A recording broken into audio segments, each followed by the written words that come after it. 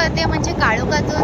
So मला तुम्हाला थोडंसं आपल्या रात्रीचं हे दापोलीचे रस्ते किती भयानक दिसतात आणि किती लोक आपल्याकडून प्रवास करतात हे दाखवायचं होतं. समोरून एक गाडी येते, सो त्यामुळे मी एक रात्रीचा ब्लॉग शूट करते. आता आपण लाडघर रोडला आहोत. इकडून आपण आता जाणार आहोत दापोली स्टँडला. जाता जाता आपल्याला दिसणार आहे कोकण कृषी विद्यापीठ आणि त्यानंतर मग आपला दापोलीचा एरिया. किती भयानक वाटतंय रात्रीचे खेळ चाले. चला आधी पहिल्यांदा मला तुम्हाला कोकण कृषी विद्यापीठ दाखवते. मी इकडे ना 6वीला असताना आली होती आणि तुम्हाला माहिती आहे का, हे आहे आपलं कोकण कृषी विद्यापीठ. मी 6वी नंतर पुन्हा अद्याप आतमध्ये गेले नाही, पण माझी इच्छा आहे जायची. मी जेव्हा गेले होते ना तेव्हा तिकडे आहे ना असं चालू होतं की तिकडे स्ट्रॉबेरी पिकवायचं असं चालू होतं आणि आत्ता यावेळेस स्ट्रॉबेरी पिकते बरं का. म्हणूनच मिनी महाबळेश्वर म्हणतात आमच्या दापोलीला. आणि तुम्ही म्हणत असाल मी माझा फेस का दाखवत नाही आहे, खूपच काळोख आहे. म्हटलं रात्रीच्या वेळेस जे दिसतंय ना ते तुम्हाला दाखवावं म्हणूनच मी दाखवते. स्ट्रॉबेरी तर तुम्हाला माहिती आहे आता जुनं झालं प्रकार, पण आज मी जे काय बघितलं ना आमच्या दापोलीमध्ये ती दीपकाडी.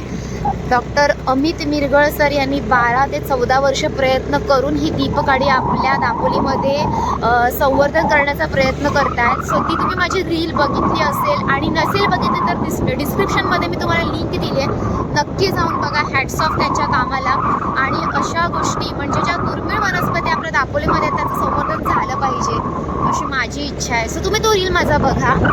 सो चला आता इकडे आहे ना माझा भाऊ इकडे वसतिगृहात होता दापोलीच्या इकडे. सो हे वसतिगृह आहे तिकडे, मुलांचं आणि मुलींचं वसतिगृह असं दापोलीमध्ये आहे. आणि थोड्याच वेळात आपल्या आहे ना क्रीडा संकुल येईल, म्हणजे इकडे खूप सारे गेम्स वगैरे होतात, प्रॅक्टिसेस होतात खेळांच्या. सो चला पहिला ब्लॉग असेल ज्याच्यामध्ये माझा अजिबात फेस नाही आहे.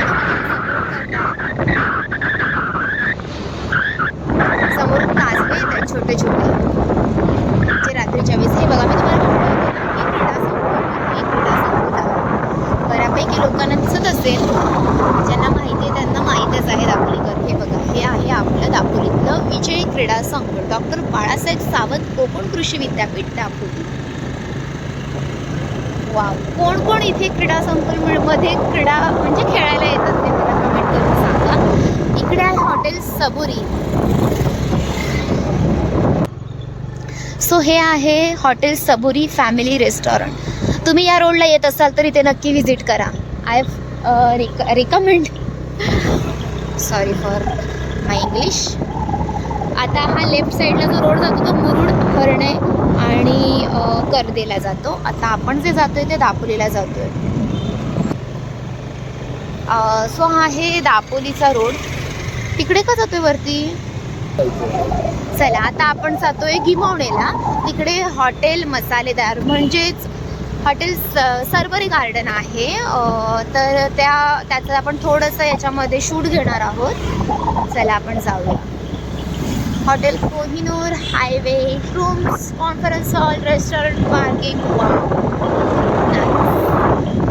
आपण चाललोय हॉटेल मसालेदार. इकडे जाता जाता बरेचसे रेस्टॉरंट दिसत आहेत मला. स्वाद मराठी रेस्टॉरंट. चला आता मी हॉटेल मसालेदारला आले. आता इथे मी मस्तपैकी थोडंसं व्हेज खाणार आहे कारण रात्री माझी 9ची गाडी आहे. आणि हे असं आहे हॉटेल मसालेदार.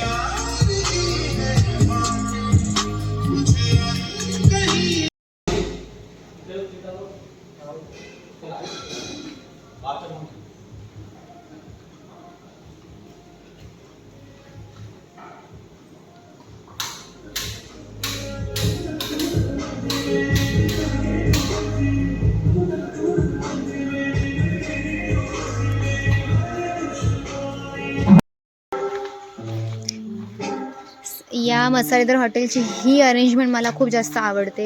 इथे बसून जेवायला पण मला खूप जास्त आवडतं. हे इतकं सुंदर आहे ना, बघू शकता तुम्ही. इकडे वॉशरूम्स पण आहेत, सगळ्यात main plus point. So how was my nails? Black lover. So इथे बसून मी आता जेवणार आहे मस्तपैकी.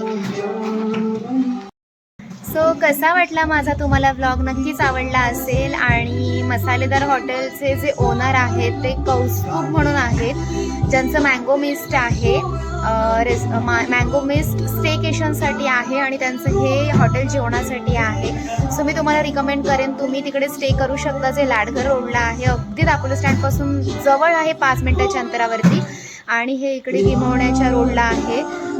सो खूपच छान आहे आणि सो मी रिकमेंड करेन तुम्ही इकडे नक्की व्हिजिट करा.